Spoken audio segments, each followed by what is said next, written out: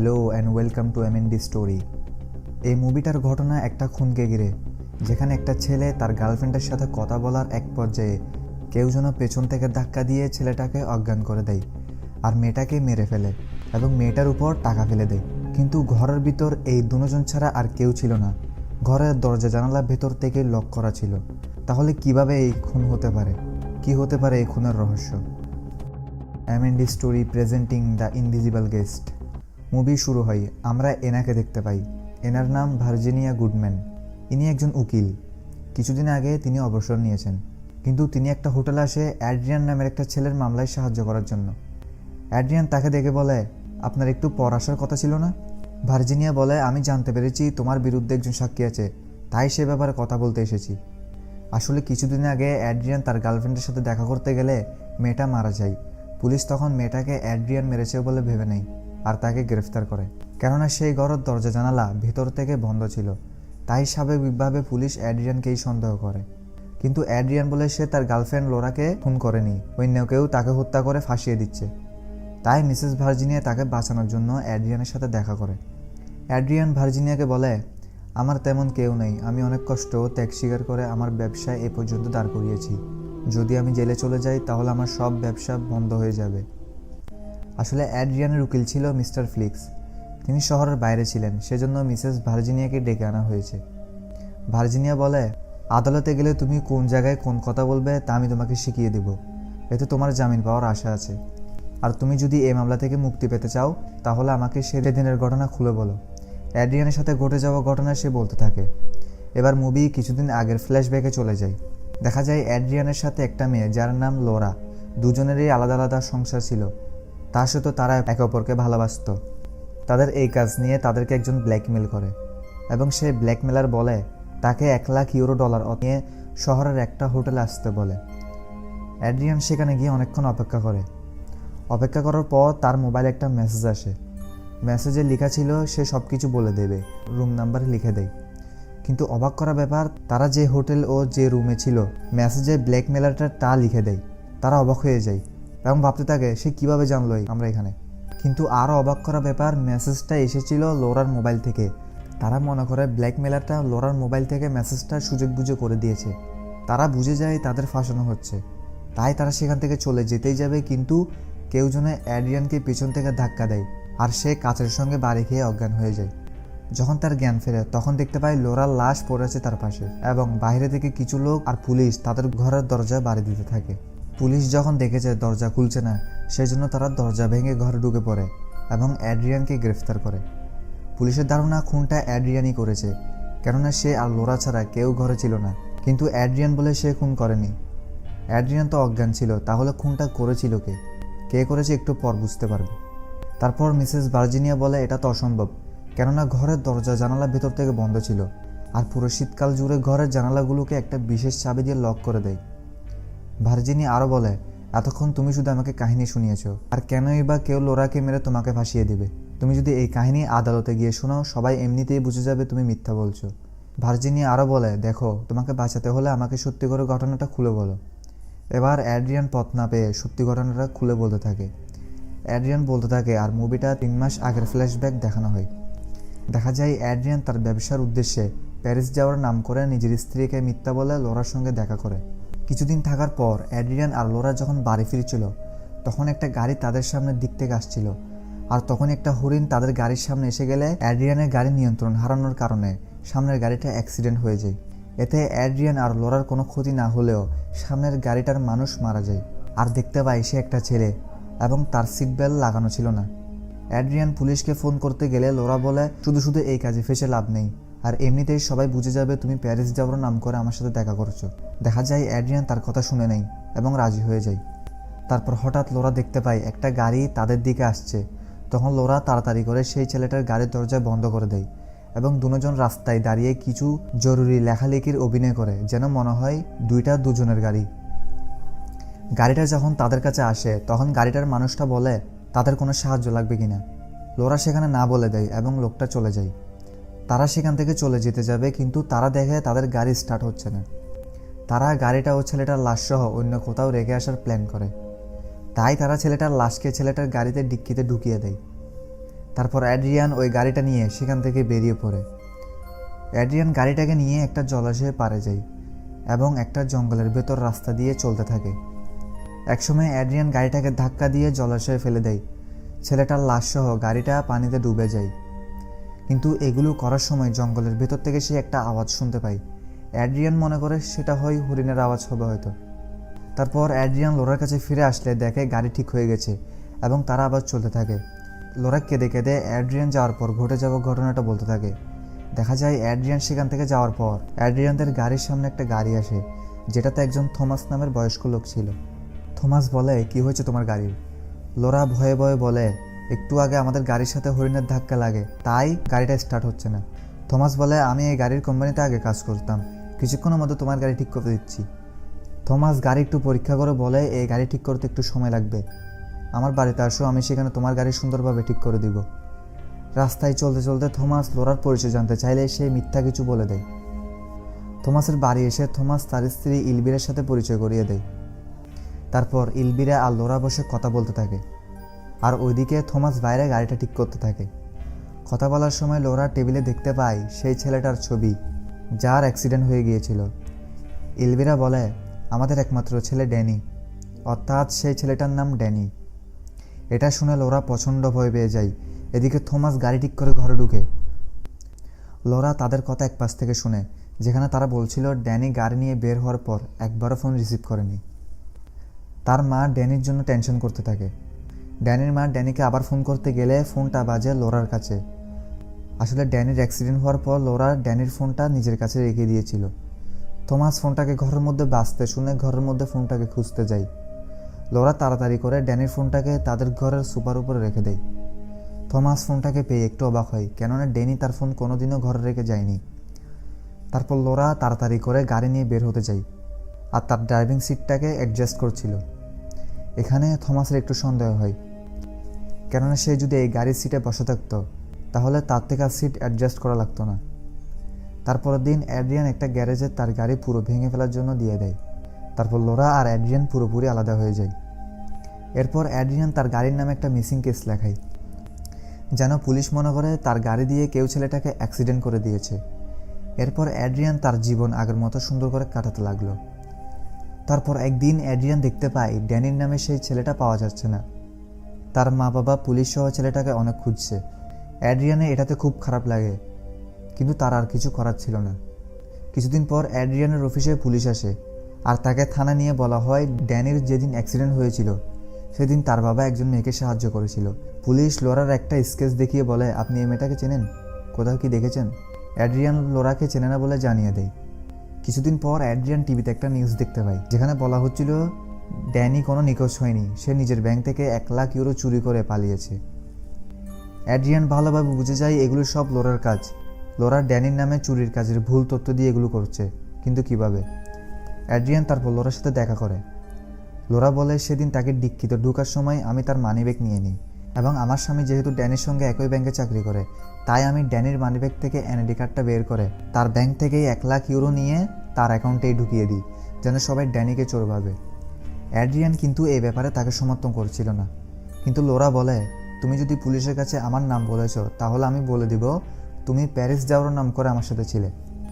এটা শুনে অ্যাড্রিয়ান আর কিছু বলতে পারে না। এর কিছুদিন পর একটা অনুষ্ঠানে সেরা ব্যবসায়ী হিসেবে পুরস্কার পায় অ্যাড্রিয়ান। সেখানে ড্যানির বাবা নকল সাংবাদিক সেজে অ্যাড্রিয়ানের সাথে একপাশে কথা বলতে থাকে। থমাস বলে, আমি জানি আমার ছেলে ব্যাংকের টাকা চুরি করেনি, হয়তো সে কোনো দুর্ঘটনায় মারা গেছে। সেদিন আমি ওই অচেনা মেয়েটার গাড়ি ঠিক করার জন্য বাড়ি আনি। কিছুক্ষণ পর দেখি ড্যানির ফোনটা সোফার উপরেই পড়ে আছে, আর এটা থেকে বোঝা যায় ড্যানির সঙ্গে রাস্তায় ওই মেয়েটার দেখা হয়েছিল।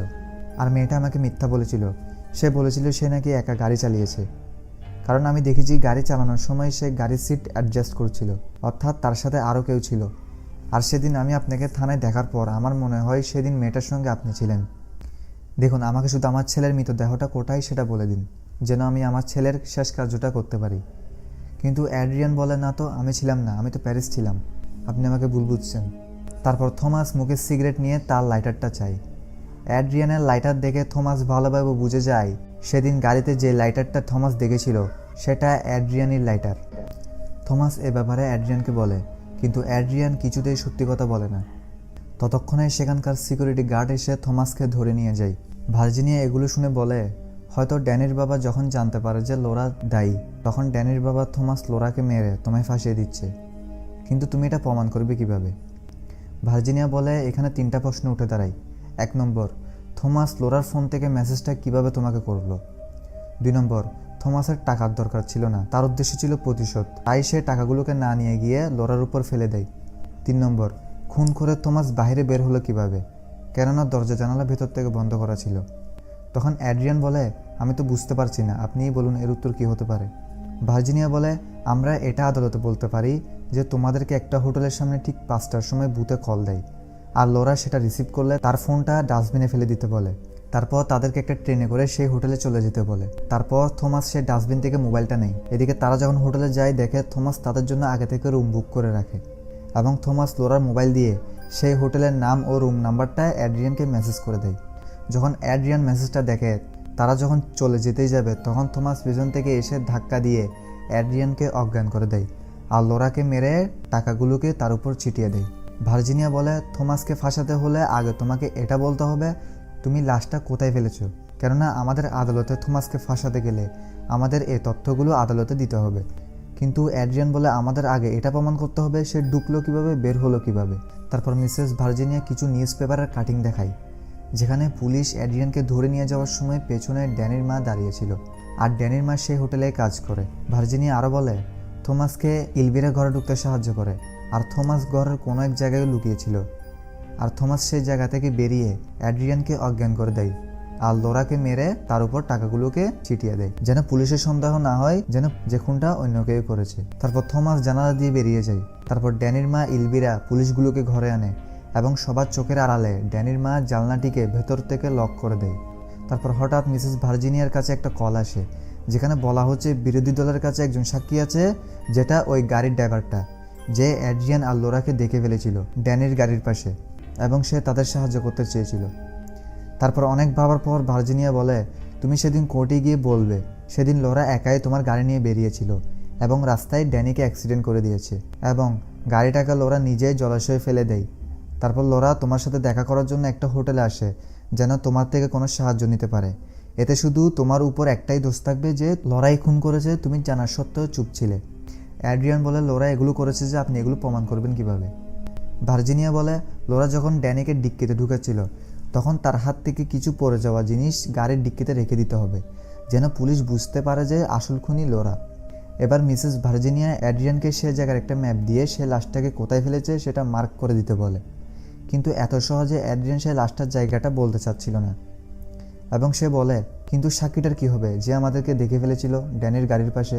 তারপর মিসেস ভার্জিনিয়া বলে, বিরোধী দলের কোনো সাক্ষী নেই, আমি এতক্ষণ তোমাকে মিথ্যা বলেছিলাম, যেন তুমি সত্যি কথাগুলো বলে দাও।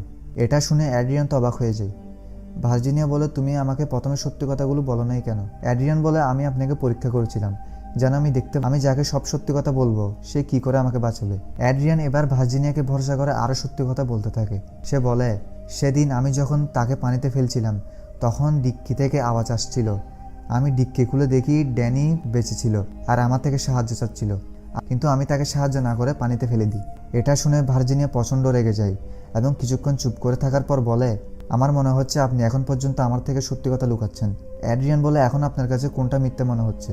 ভার্জিনিয়া বলে, আমার মনে হচ্ছে আপনি সবই মিথ্যা কথা বলছেন আমাকে। হতে পারে এগুলো সব করার প্ল্যান তোমার ছিল, হতে পারে লোরা পুলিশকে ফোন করতে চেয়েছিল, তুমি লোরাকে বাধা দিলে, এবং তুমি তাকে জলাশয়ে ডুবানোর সময় তার মানিব্যাগ থেকে এনআইডি কার্ডটা নিয়ে ব্যাংক থেকে টাকা চুরি করে তার অ্যাকাউন্টেই ঢুকিয়ে দাও, যেন তাকে চুরির অপবাদ দেওয়া হয়। আর টিভিতে ড্যানির মা বাবাকে কষ্ট পেতে দেখে লোরা হতাশায় নিজের মানসিক ভারসাম্য হারিয়ে ফেলে, এবং একসময় ড্যানির মা বাবাকে লোরা ফোন করে সব বলে দেয়। লোরা তাদের কাছে ক্ষমা চাওয়ার জন্য একটা কাজ করে, সে ওই হোটেলে একটা রুম বুক করে এবং একটা বুথ থেকে তোমাকে কল দিয়ে 1 লক্ষ ইউরো টাকার ব্ল্যাকমেল করে, যেন সে টাকাগুলো নিয়ে ড্যানির মা বাবাকে দিতে পারে। আর তুমি যখন টাকাগুলোকে নিয়ে হোটেলে যাও তখন লোরা তোমাকে সব সত্যি কথা জানিয়ে দেয়, এবং সে তুমি যে এই হোটেলে এসেছিলে তার প্রমাণস্বরূপ তোমার নামেই হোটেলটা বুক করে রাখে। এতে তুমি রেগে সেখানে থাকা একটা শপিস দিয়ে লোরাকে মেরে ফেলো। লোরা চিৎকার শুনে সেখানে ঘরের বাইরে মানুষ চলে আসে, এতে তুমি সেখান দিয়ে পালাতে পারোনি, সেজন্য তুমি জানালা দিয়ে পালাতে চাইলে তুমি দেখো জানালা লক করা। তখন তুমি প্ল্যান করো প্রথমে টাকাগুলোকে লোরার উপর ছিটিয়ে দাও এবং নিজেকে নির্দোষ প্রমাণ করার জন্য নিজেই গ্লাসে তোমার মাথা ফাটাও, অ্যাড্রিয়ান এগুলো শুনে বলে, আপনি যদি সত্যি বলে থাকেন তাহলে লোরা সত্যি কথা বলার পর ড্যানির মা বাবা পুলিশের কাছে যায়নি কেন? এতে ভার্জিনিয়া বলে, তুমি অনেক বড় ব্যবসায়ী, তোমার টাকার কোনো অভাব নেই, তুমি টাকার সাহায্যে মামলাটাকে জিতে ফেলতে পারো। সেজন্য ড্যানির মা বাবা চেয়েছিল একটা প্রমাণ দিয়ে তোমাকে দোষী সাব্যস্ত করবে, আর তারা জানে যে তুমি কখনো বলবে না ড্যানির লাশ তুমি কোথায় ফেলেছো, আর ড্যানির লাশ ছাড়া ড্যানির পরিবার কোনোভাবেই তোমাকে দোষী সাব্যস্ত করতে পারবে না। আর এগুলো বলে মিসেস ভার্জিনিয়া অ্যাড্রিয়ানকে ঘরের জানালার সামনে নিয়ে যায় এবং সেখানে দেখায় সামনের বিল্ডিংয়ে থমাস দাঁড়িয়ে আছে। এটা দেখে অ্যাড্রিয়ান একটু অবাক হয়ে যায়। ভার্জিনিয়া বলে, যখন তারা জানতে পারলো যে ড্যানির লাশ ছাড়া তোমাকে দোষী সাব্যস্ত করা যাবে না, তাই তখন থেকে থমাস তোমার পিছনে লেগে আছে, তুমি যেখানেই যাও সেখানে থমাস তোমার উপর নজর রাখে। অ্যাড্রিয়ান বলে, এত কিছু আপনি জানলেন কিভাবে? ভার্জিয়ান বলে, সে শুধু তোমার উপর নজর রাখতো না, সে তুমি যার সাথে মেলামেশা করো তাদের উপরও নজর রাখতো। ঠিক সেভাবে তোমার উকিল মিসেস ফ্লিক্স এর সাথে যখন আমি কথা বলছি তখন থমাস আমাকে দেখে ফেলে এবং আমার উপরও নজর রাখা শুরু করে। অ্যাড্রিয়ান বলে, তাহলে আপনি শুধু থমাসকে সাহায্য করার জন্য আমার কাছে এসেছেন? এতে ভার্জিনিয়া কিছু বলে না। তখন অ্যাড্রিয়ান সেই পেপার কাটিং নিয়ে বলে, এই পেপার কাটিংই প্রমাণ করে দেয় যে আমি সে খুন করিনি, সেখানে ড্যানির মা দাঁড়িয়ে আছে। ভার্জিনিয়া বলে, তুমি এখন পর্যন্ত আমাকে মিথ্যা বলছো, ভালো করে ছবিটার দিকে তাকিয়ে দেখো, যেখানে ড্যানির মা দাঁড়িয়ে আছে তার সামনের আয়নাতে তার প্রতিচ্ছবি দেখা যাচ্ছে না। আমি তোমাকে দিয়ে সত্যি কথা বলানোর জন্য এই নকল ছবিটাকে বানিয়েছি। অ্যাড্রিয়ান এগুলো শুনে একটু মুচকি হাসে এবং এখানেই ঘটে মুভির অন্যতম টুইস্ট। অ্যাড্রিয়ান বলে দেয় সেই লোরাকে খুন করেছে। এতক্ষণ ধরে ভার্জিনিয়া যেগুলো বলেছে সব সত্যি। তারা কথা বলার সময় সেখানে একটা ফোন বেজে ওঠে, যেখানে মিস্টার ফ্লিক্স অ্যাড্রিয়ানকে কল দিয়েছিল। তখন ভার্জিনিয়া বলে, তুমি একটু কথা বলো, আমি একটু বাইরে গিয়ে আমার মাইন্ডটাকে ফ্রেশ করে আসি। এটা বলে মিসেস ভার্জিনিয়া ঘর থেকে বেরিয়ে পড়ে। ফোনে মিস্টার ফ্লিক্স বলে, তুমি আর চিন্তা করিও না, আমি সেই গাড়ির ড্রাইভারটাকে খুঁজে পেয়েছি এবং তাকে মোটা অঙ্কের টাকা দিয়ে বলে দিয়েছি তোমার বিরুদ্ধে যেন আর সাক্ষী না দাঁড়ায় আদালতে। কথা বলার সময় অ্যাড্রিয়ান দেখতে পায় মিসেস ভার্জিনিয়া তাকে যে কলমটা দিয়েছিল সেটা থেকে কালি বের হচ্ছে এবং তার শার্টে কালি লেগে যায়। এখানে যখন অ্যাড্রিয়ান কলমটাকে খুলে তখন তার চোখ কপালে উঠে যায়। সে দেখতে পায় কলমের ভেতরে ছোট একটা মাইক আর ট্রান্সমিটার লাগানো। দেখা যায় মিসেস ভার্জিনিয়া তার মামলার জন্য যেই ফাইলগুলো নিয়ে এসেছিল সেখানে সবগুলো সাদা কাগজ। দেখা যায় মিসেস ভার্জিনিয়া অ্যাড্রিয়ানের ফ্ল্যাট থেকে বেরিয়ে সামনের থমাসের ফ্ল্যাটে ঢুকে ম্যাপটা তার হাতে দিয়ে দেয়। অ্যাড্রিয়ান জানালা দিয়ে সব দেখতে পাচ্ছিল, এগুলো দেখে সে ভয় পাচ্ছিল। দেখা যায় থমাসের রুমে একটা সাউন্ড রেকর্ডার ছিল, অর্থাৎ এতক্ষণ যে কথাগুলো অ্যাড্রিয়ান বলেছিল সবগুলো থমাস রেকর্ড করে নিয়েছে। তারপর অ্যাড্রিয়ান যা দেখে তাতে তার মাথার উপর আকাশ ভেঙে পড়ে। আর এখানেই ঘটে মুভির সবথেকে বড় টুইস্ট। সে দেখতে পায় মিসেস ভার্জিনিয়া আর কেউ নয়, সে থমাসের স্ত্রী ইলবেরা। অর্থাৎ এতক্ষণ মিসেস ভার্জিনিয়ার নাম করে থমাসের স্ত্রী অ্যাড্রিয়ান থেকে সব সত্যি কথা জেনে নেয় এবং এগুলোর সাহায্যে আদালতে প্রমাণ করা যাবে অ্যাড্রিয়ানই আসল খুনি।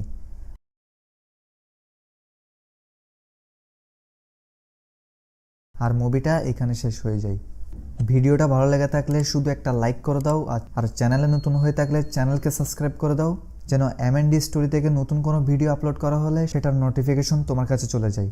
বাই।